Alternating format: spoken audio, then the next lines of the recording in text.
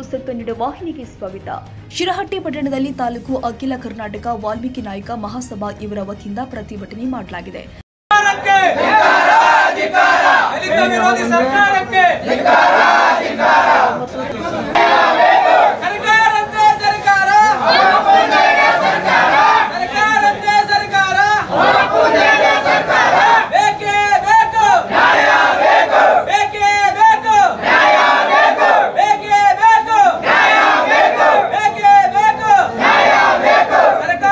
ಕರ್ನಾಟಕ ರಾಜ್ಯದಲ್ಲಿ 2011ರ ಜನಗಣತಿ ಆಧಾರದ ಪ್ರಕಾರ 42 ಲಕ್ಷ ಪರಿಶಿಷ್ಟ ಪಂಗಡದ ಜನರಿದ್ದು, ಈಗಿನ ಪ್ರಕಾರ 65 ಲಕ್ಷ ಜನಾಂಗ ಇರುತ್ತೆ.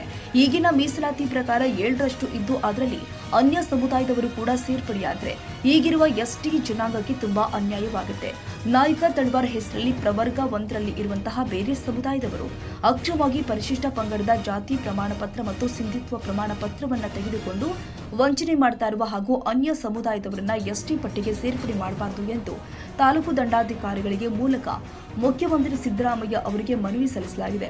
ಈ ಸಂದರ್ಭದಲ್ಲಿ ತಾಲೂಕು ಶ್ರೀ ಮಹರ್ಷಿ ವಾಲ್ಮೀಕಿ ಸಂಘದ ಅಧ್ಯಕ್ಷರು ಆದ ಗೋವಿಂದಪ್ಪ ವಾಗೇವಾಡಿ, ಸಮಾಜದ ಹಿರಿಯ ಮುಖಂಡರು ಆದ ಸಣ್ಣವೀರಪ್ಪ ಹಳ್ಳೆಪ್ಪನವರ್, ಮಂಜುನಾಥ ಶಂಕಿನದಾಸನ್, ಬಸವರಾಜ ನಾಯ್ಕರ್, ಗ್ರಾಮ ಪಂಚಾಯಿತಿ ಅಧ್ಯಕ್ಷರು ಆದ ರಮೇಶ್ ಗುಳೇದ, ಗ್ರಾಮ ಪಂಚಾಯಿತಿ ಉಪಾಧ್ಯಕ್ಷರು ಆದ ಜಾಮಣ್ಣ ಕುಡ್ಲಿ, ಗ್ರಾಮ ಪಂಚಾಯತ್ ಸದಸ್ಯರು ಆದ ಶಿವು ಗೌಡ ನಾಯ್ಕರ್, ಗುರುನಾಥ್ ಗೌಡ ಪಾಟೀಲ್, ಪರಶುರಾಮ್ ಪಾಟೀಲ್, ಪರಶುರಾಮ್ ಕಟಗಿ, ಫಕೀರೇಶ್ ತಳವಾರ್, ಫಕೀರ್ ಗೌಡ ಪಾಟೀಲ, ಮಲ್ಲನಗೌಡ ಪಾಟೀಲ್, ಶಿವು ತಳವಾರ್, ಹನುಮಂತ ತಳವಾರ್, ಚಂದ್ರು ತಳವಾರ್, ಮಾರುತಿ ಸಾಸಲವಾಡ ಮತ್ತು ಇನ್ನೂ ಅನೇಕ ಸಮಾಜದ ಹಿರಿಯರು, ಯುವಕರು ಉಪಸ್ಥಿತರಿದ್ದರು.